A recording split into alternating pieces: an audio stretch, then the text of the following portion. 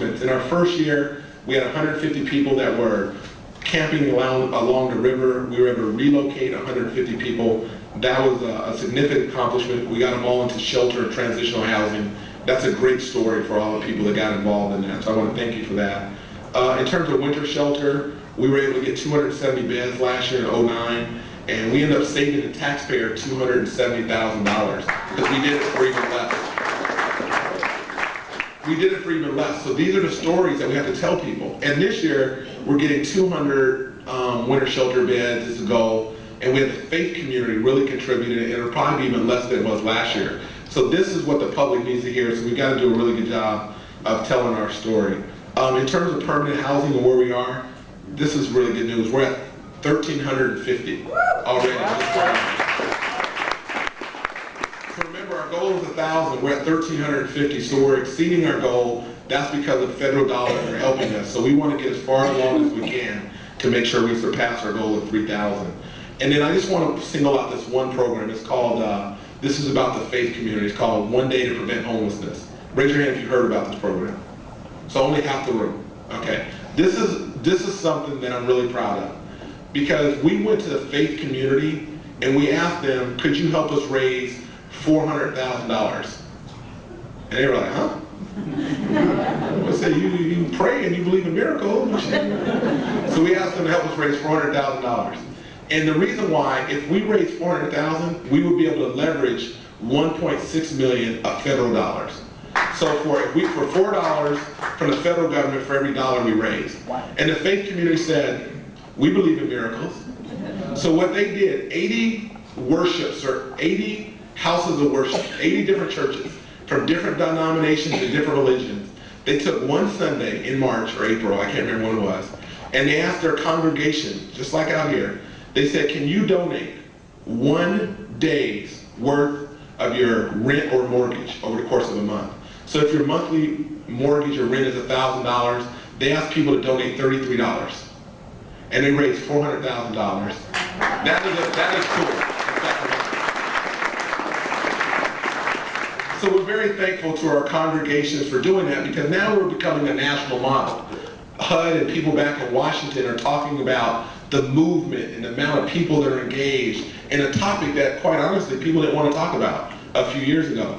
And we want to be proud to stand hand in hand and lock arms with those who are homeless and those who were once homeless who are no longer homeless. I've heard 5 stories from the time I walked in the door to got up here from people who have benefited from motel vouchers, people who got a resume now and are in Queen Cottages, a lady who also said, I didn't even need that HPRP program, I did it on my own. So there's all these stories, success stories, and we've got to tell those success stories, because they're good for the public to know, but more importantly, they're good for people who are down on their luck, who may be giving up hope or losing faith.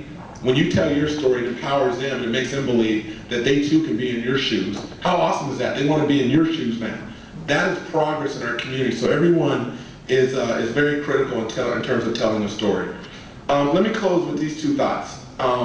The first one is we are working on a new organization, and essentially Sacramento Steps Forward will turn into a new organization that will be a nonprofit. And our goal is to make sure that we have a more efficient and effective way of delivering services to those who are homeless. So rather than it just be the county, to create a nonprofit, that the funding that goes to the county goes to this nonprofit, and then we can dole the dollars out to programs that work, we can go after grants, we can be a lot more efficient, and we can make sure if certain providers aren't delivering or accomplishing what they say they should do, then they won't get the dollars. We'll give it to programs that work. And that again will be another model. So we're working on that for the spring of 2011. So again, if Sacramento Steps Forward will turn into a nonprofit, that's a city and county and nonprofit and the private sector all working together. So if anybody wants more information on that, we'll be glad to share that with you. And then lastly, raise your hand, not raise your hand, make some noise if you're a supporter of Safe Ground.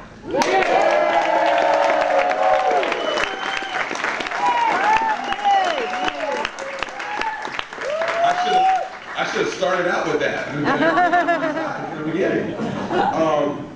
So let me unequivocally say I'm a supporter of Safe Ground too. And I think we have a chance of doing something, again, in Sacramento that other people say we shouldn't do. And we gotta be smart about it. And there's been a group of people that have been working on safe ground or stepping stone, meaning it's a step to permanent housing, because whatever we do has to get us to the end game, which is permanent housing. We are really close with the city and county of trying to identify some sites that we think, one site that would identify multiple sites and then choose one that we think could be a really cool place to have a safe ground. So let me give you a couple, hold on. He got me, he's been recording everything I'm saying. I got Pastor Dave over here. Stand up real quick. Give him a round of applause.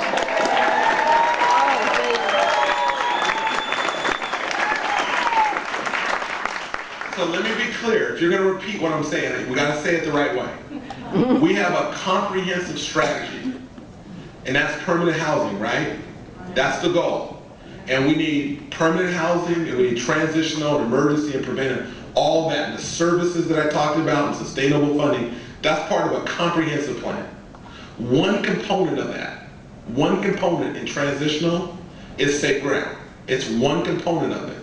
So here's what I mean by safe ground. We have a chance to have a sustainable outdoor encampment, like all of you guys want to have. And what we've talked about is that it would serve about 60 to 100 people, so that's number one. Number two, it would have an environment that people would be there for 12 months to maybe 18 months. So you would have to transition out. It's not a place you can stay forever. That's what we mean by empowering services. Amen. So again, length of time, 12 months to 18 months, we're still working on that. The services, an on-site case manager, Yes. which is a big deal. So whatever the cost is to do this, we need to make sure we build into the budget an on-site case manager. Number four, it's going to be probably privately funded. So we're going to raise money. There might be a few public dollars, but we're going to raise money. So to the public, it's not going to cost them a whole lot. And if we can show it's working, why would the public not want to invest? So it's going to be very important that it works. And if it doesn't work, then it's going to be hard for me to get out there and fight for this. So we got to make sure it works. That's why we're taking the time that we've taken so far. The other thing that's important is the location. We're choosing a location. I'm not sure where it will be yet, but it will be in one of three places, either close to where services are, which is kind of in the downtown area, or outside of that area, somewhere in the city, or maybe even further out in the county. So I don't know where it's going to be yet, but no, wherever it's going to be, it will not happen unless we get the public support who live in those communities. So everyone in here is going to have to get your marching shoes on, because you're going to have to go out and talk to people and neighbors in the community, wherever it is, to get them to support this. Because if we can't get the community in which it will be housed in to support it, it just won't happen. So that's going to be important. So everyone in here is going to have a role to play in that. And then the last thing, and I love this one, John, stand up. Everybody knows John. Give John a round.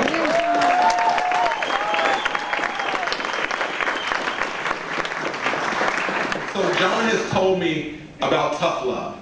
And I went out and spent the night, I got Sac PD in here. Okay, I can't say that part, hold on. Hypothetically speaking, if I was to go spend the night with John and his crew on one evening, hypothetically speaking, you don't want to see me get arrested on the way out of here, do you? But what I love is John said, we have a zero tolerance when it comes to drugs and alcohol and violence, and we're going to enforce those rules ourselves. So when I went and, hypothetically speaking, hung out for a little while, I have never seen a group of people pick up after themselves as well to make sure within 50 feet or 100 feet, within 500 feet, there's no alcohol, no drugs. God, I mean, this is an example. So that's what I mean by, if we do it, we have to police it ourselves and make sure it works. And I think we're on track to doing that. So I just want you guys to hear, that is what I'm supporting. It's what I'm going to fight for, but we've got to address those principles, do one of them, and do it right. And this is a pilot program. And let's say it's successful, 3 to 5 years. Maybe if we're so successful, we don't ever need it again because we have permanent housing. But if it works 3 to 5 years from now, then it will be very hard for people to say no, that we shouldn't re-up that. So that's kind of my commitment for safe ground and those who are part of the stepping stone movement. So we're going to go to bat for that. We're going to get a little more aggressive and try to make it happen. It would be great if we have it on It'd be great. It would be great if we have it up and ready to go by November of 2011. So that's a year from now. So that's the goal.